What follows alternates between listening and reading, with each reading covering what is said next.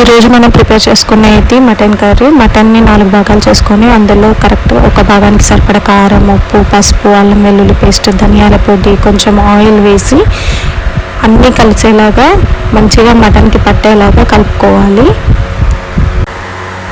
అన్నిటినీ బాగా మిక్స్ చేసుకోవాలి.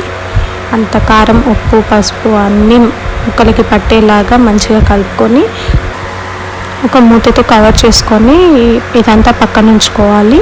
ఒక ప్యాన్ తీసుకొని అందులో 2 టేబుల్ స్పూన్ల ఆయిల్, ఒక పెద్ద సైజు ఉల్లిగడ్డను కోసి ముక్కలుగా చేసుకొని దంచి పెట్టుకోవాలి.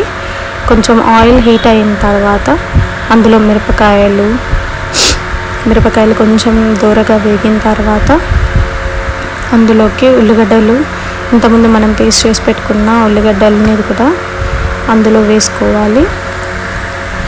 ఉల్లిగడ్డ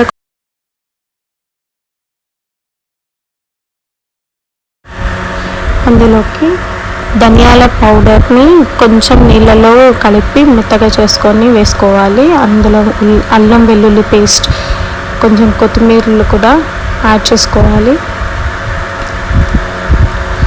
మధ్య మధ్యలో అడగంటకుండా చూసుకోవాలి. కొత్తిమీర కూడా వేసి గోలిన తర్వాత ముందుగా కలిపి పెట్టుకున్న